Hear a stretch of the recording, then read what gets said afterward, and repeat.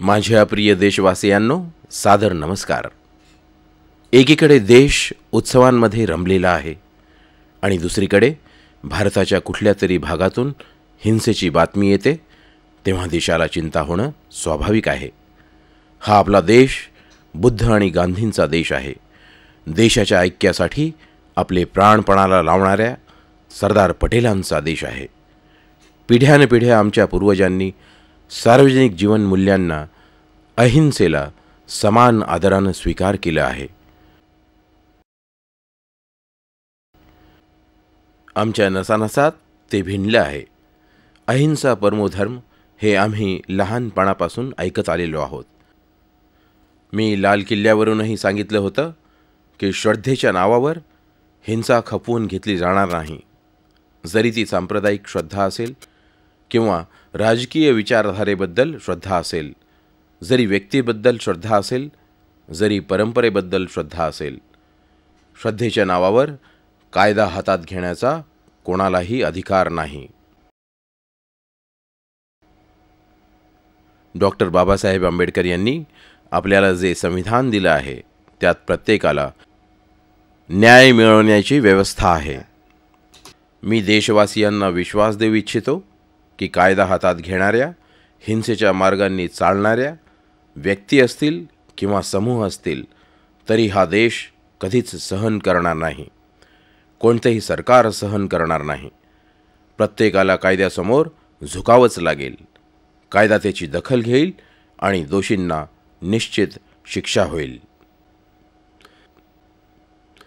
माझ्या प्रिय देशबांधवांनो, आपला देश विविधतेने नटलेला आहे आणि या विविधता खानपान, राहणीमान, परिधान इथपर्यंत मर्यादित नाहीत, तर जीवनाच्या प्रत्येक व्यवहारात आपल्याला विविधता दिसते आहे. इथपर्यंत की आपले सणसुद्धा विविधतेने नटलेले आहेत आणि हजारो वर्षांची सांस्कृतिक परंपरा असल्या कारणानं सांस्कृतिक परंपरा, सामाजिक परंपरा, बघा, ऐतिहासिक घटना घडामोडी पाहाल तर कदाचित 365 दिवसात एकही दिवस शिल्लक राहत नसावा की जो सणाशिवाय राहत असेल. आता आपण हेही पाहिलं असेल की आपले सण निसर्गचक्रानुसार चालत असतात. निसर्गाशी सरळ सरळ संबंध असतो. आपले बहुतेक सण तर शेतकऱ्याशी जोडलेले असतात, मच्छीमारांशी संबंधित असतात. आज मी सणासंदर्भात बोलतो आहे तर सर्वप्रथम मी आपल्याला मिच्छामी दुक्कडम म्हणू इच्छितो. जैन समाजात काल संवत्सरीचा सण साजरा करण्यात आला. जैन समाजात भाद्र मासात पर्युषण पर्व साजरा केला जातो.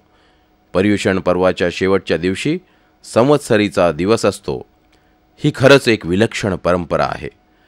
संवत्सरीचा दिवस क्षमा, अहिंसा आणि मैत्रीचं प्रतीक आहे. ह्याला एक प्रकारे क्षमावाणी दिवससुद्धा म्हटलं जातं. आणि ह्या दिवशी एकमेकांना मिच्छामी दुक्कडम म्हणण्याची परंपरा आहे.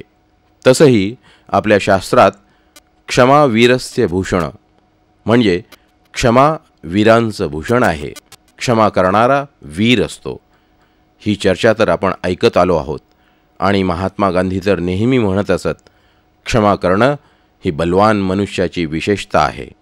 शेक्सपियरनं आपल्या नाटकात द मर्चंट ऑफ व्हेनिसमध्ये क्षमाभावाचं महत्त्व समजावताना लिहिलं आहे, mercy is twice blessed, it blesseth him that gives and him that text.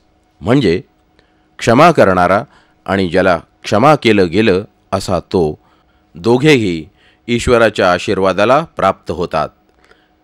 माझ्या प्रिय देशवासियांनो, सध्या देशाच्या कानाकोपऱ्यात गणेश चतुर्थी मोठ्या आनंदानं साजरी करण्यात येत आहे आणि गणेश चतुर्थी विषय येतो तेव्हा सार्वजनिक गणेशोत्सवावर बोलणं स्वाभाविक आहे. लोकमान्य बाळ गंगाधर टिळकांनी 125 वर्षापूर्वी या परंपरेला जन्म दिला आणि मागील 125 वर्ष स्वातंत्र्याच्या पूर्वी ते स्वतंत्रता आंदोलनाचं प्रतीक बनलं आहे आणि स्वातंत्र्यानंतरही समाज शिक्षण, सामाजिक चेतना जागवण्याचं प्रतीक बनलं आहे. गणेश चतुर्थीचा सण 10 दिवस चालतो. ह्या महासणाला एकता, समता आणि शुचितेचं प्रतीक मानलं जातं. सर्व देशबांधवांना गणेशोत्सवाच्या हार्दिक शुभेच्छा. नुकताच केरळमध्ये ओणम हा सण साजरा करण्यात आला. भारतातील विविध रंगी सणांमधील एक ओणम केरळचा प्रमुख सण आहे. हा सण आपल्या सामाजिक आणि सांस्कृतिक महत्त्वामुळे ओळखला जातो. ओणम सण केरळची समृद्ध सांस्कृतिक परंपरा प्रदर्शित करत असतो. हा सण समाजात प्रेम, नवा विश्वास जागृत करत असतो. आणि सध्या हे आमचे सणही पर्यटनाच्या आकर्षणाचं कारण होताना दिसत आहेत. आणि मी तर देशवासियांना सांगेन की जसं गुजरातमध्ये नवरात्रीचा सण किंवा बंगालमध्ये दुर्गा उत्सव एका प्रकारे पर्यटनाचे आकर्षण बनले आहे, आपले इतरही सण विदेशीयांना आकर्षित करण्याची एक संधी आहेत. त्या दिशेने आपण काय करू शकतो याचा विचार करावा लागेल. ह्या सणांच्या शृंखलेत काहीच दिवसांनी संपूर्ण देशात ईद उल जुहाचा सणही साजरा केला जाईल. सर्व देशवासियांना ईद उल जुहाच्या हार्दिक शुभेच्छा. हा सण आपल्यासाठी श्रद्धा आणि विश्वासाचं प्रतीक तर आहेतच, आपल्या नव्या भारताच्या सणांना स्वच्छतेचं प्रतीक बनवायचं आहे. कौटुंबिक जीवनात तर सण स्वच्छतेशी जोडले आहेत. सणांच्या तयारीचा अर्थ आहे स्वच्छता. ही आपल्यासाठी काही नवीन गोष्ट नाही, परंतु हा सामाजिक स्वभाव होण्याची आवश्यकता आहे.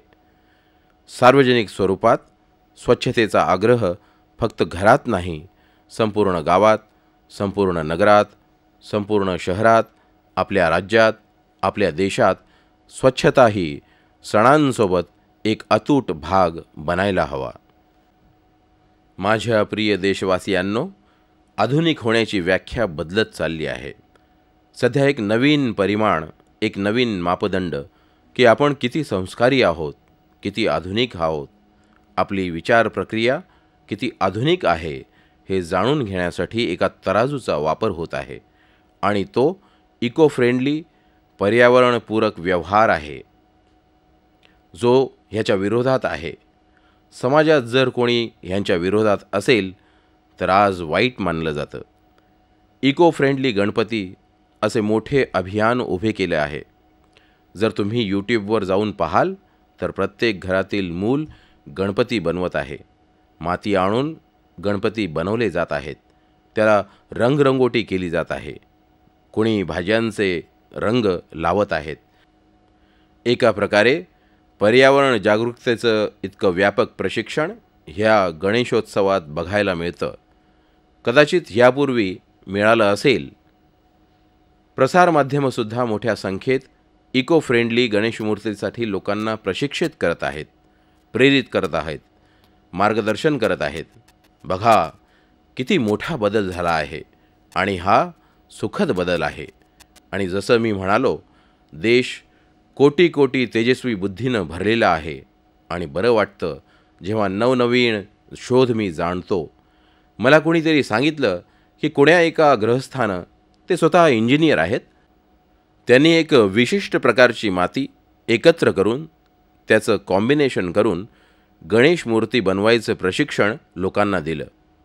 ते एक छोट्या बादलीत गणेश विसर्जन होतं.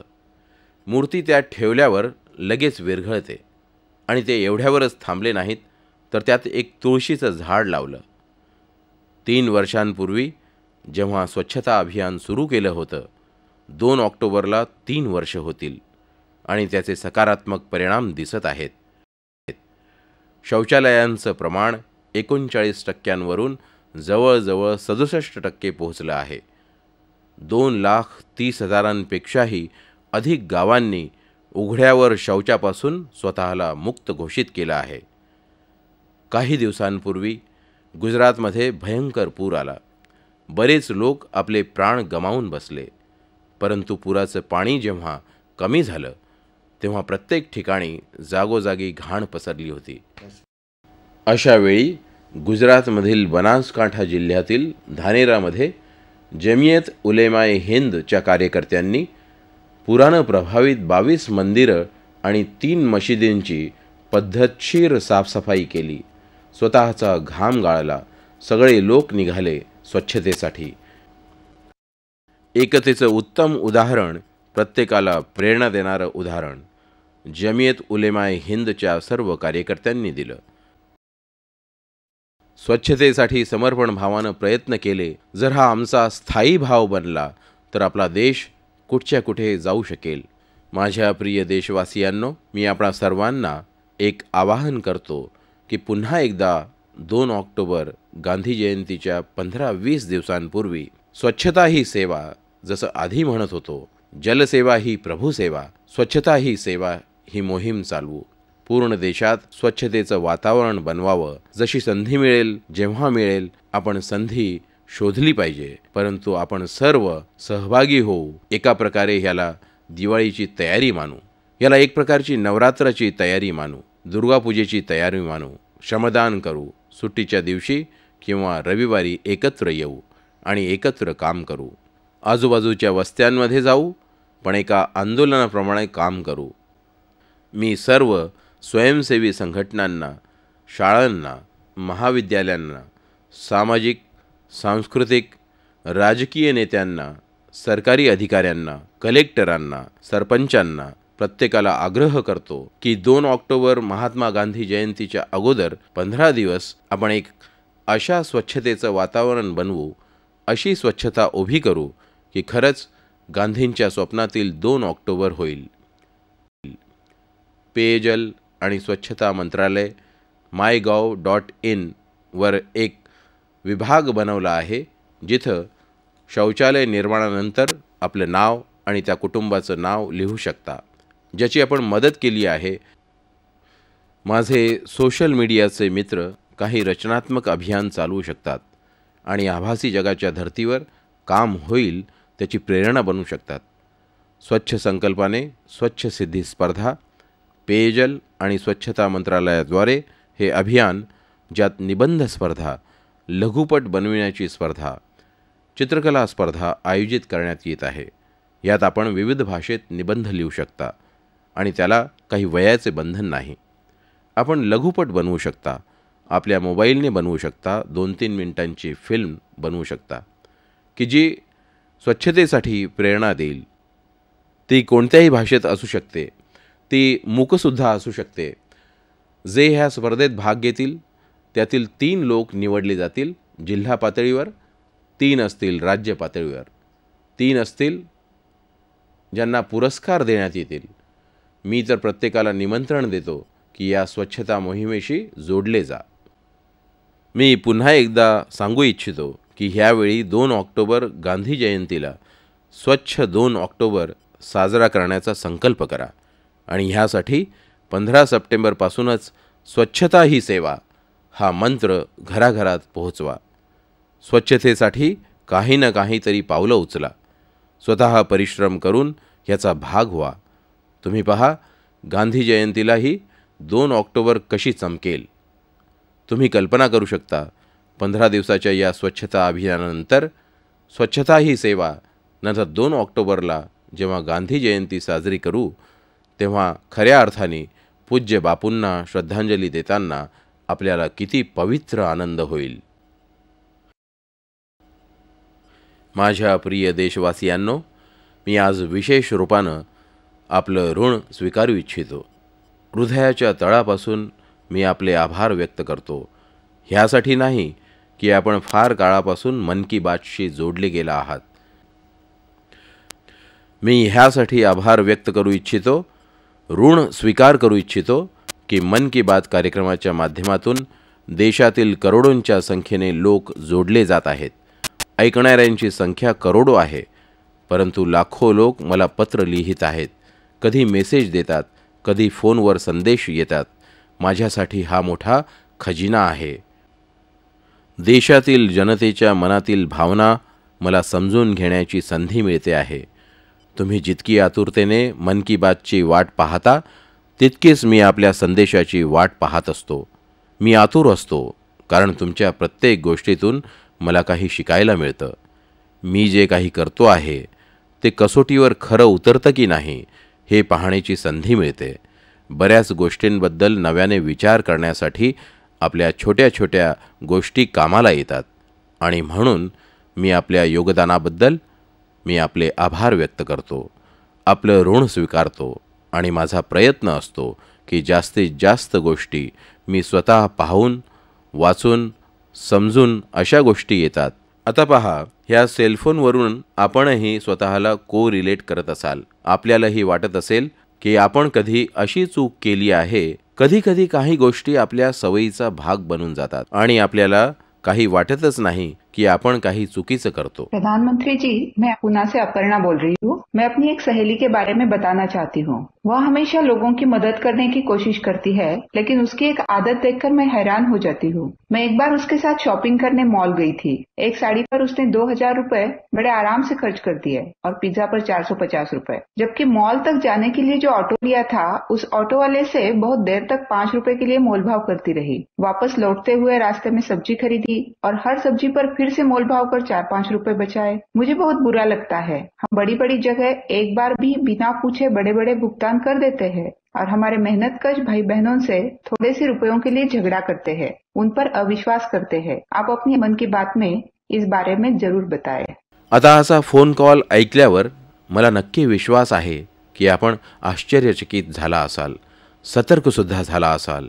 असंही होऊ शकतं आणि असंही झालं असेल की यापुढे अशी चूक न करण्याचं आपण मनाशी पक्क ठरवलं असेल. आपल्याला असं वाटत नाही का की आपल्या घराजवळ फेरीवाला, काही सामान विकणारा, छोटा दुकानदार, भाजी विकणारे यांच्याशी नेहमी संबंध येतो. कधी रिक्षावाल्याशी संबंध येतो. जेव्हा कष्ट करणाऱ्यांशी आपला संबंध येतो तेव्हा आपण त्याच्याशी घासाघीस करतो.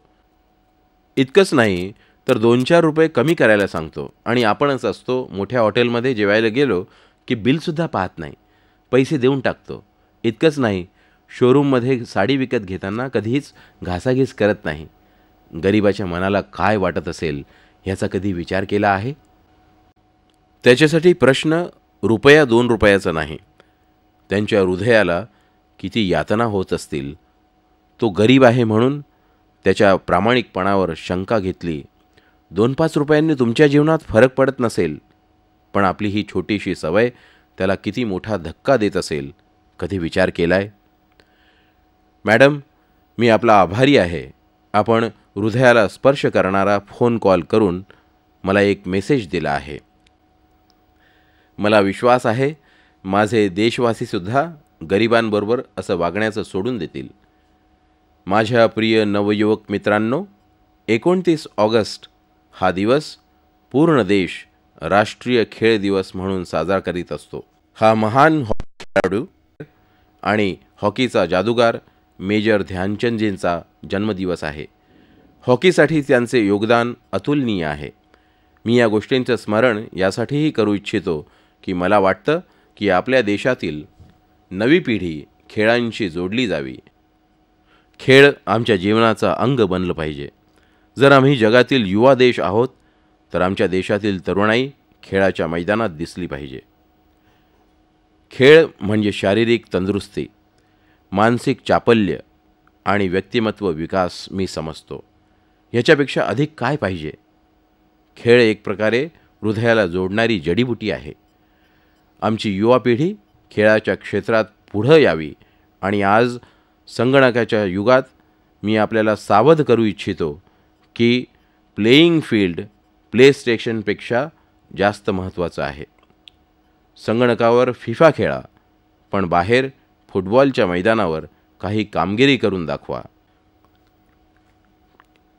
संगणकावर क्रिकेट खेळत असाल, मोकळ्या मैदानात क्रिकेट खेळण्याचा आनंद काही वेगळाच आहे.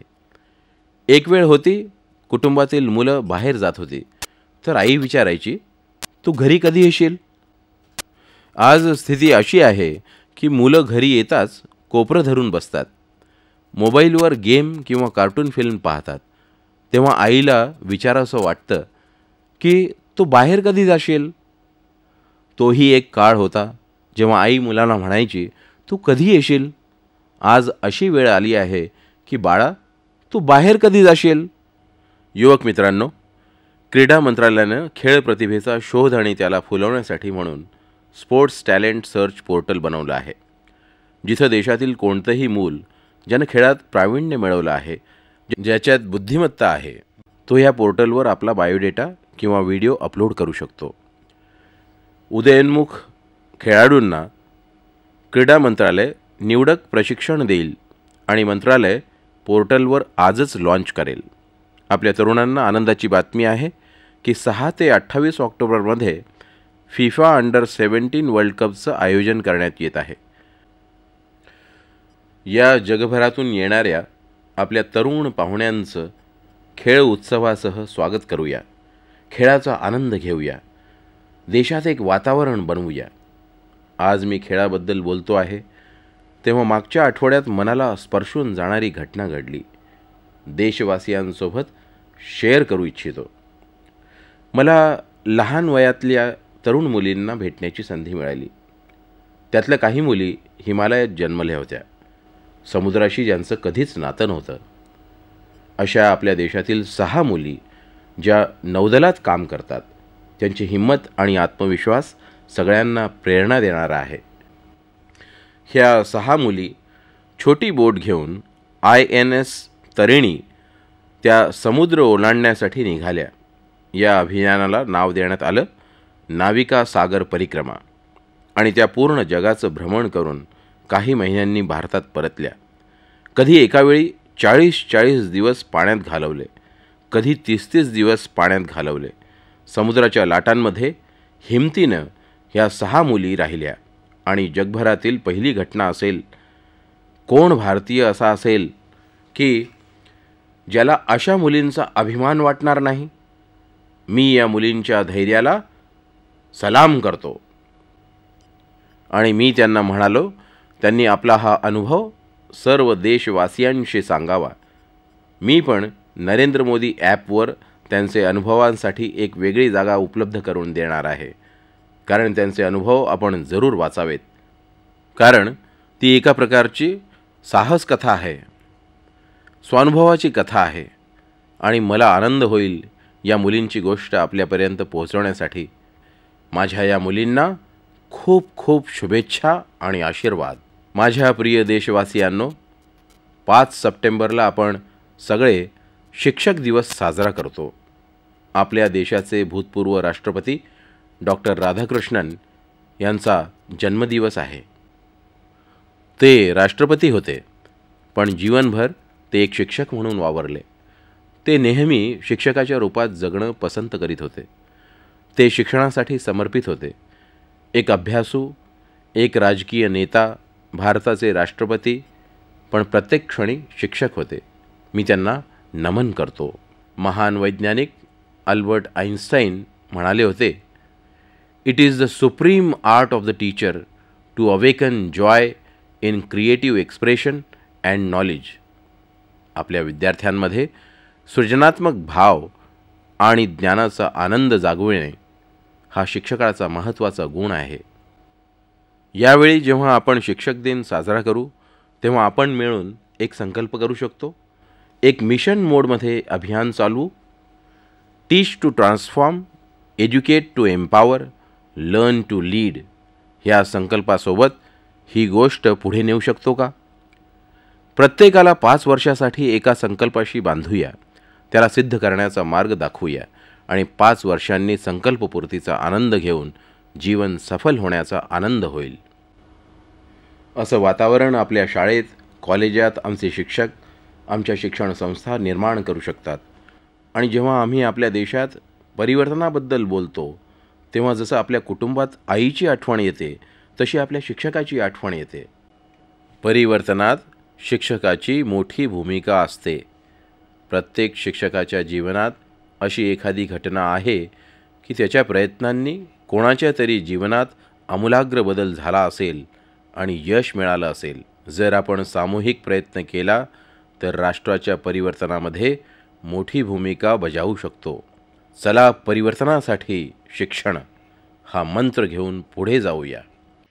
प्रणाम प्रधानमंत्री जी, मेरा नाम है डॉक्टर अनन्या अवस्थी. मैं मुंबई शहर की निवासी हूँ और हार्वर्ड यूनिवर्सिटी के इंडिया रिसर्च सेंटर के लिए काम करती हूँ। एक रिसर्चर के तौर पे मेरी विशेष रुचि रही है वित्तीय समावेशन, या जिसको हम फाइनेंशियल इंक्लूजन कहते हैं, इनसे रिलेटेड सोशल वेलफेयर स्कीम्स को लेकर। और मेरा आपसे प्रश्न ये है कि 2014 में जो जनधन योजना लॉन्च हुई, क्या आप कह सकते हैं, क्या आंकड़े ये दिखाते हैं कि आज 3 साल बाद भारतवर्ष फाइनेंशियली ज्यादा सिक्योर है या ज्यादा सशक्त है? और क्या ये सशक्तिकरण और सुविधाएं हमारी महिलाओं को, किसानों को, मजदूरों को गांव और कस्बों तक भी प्राप्त हो पाई हैं?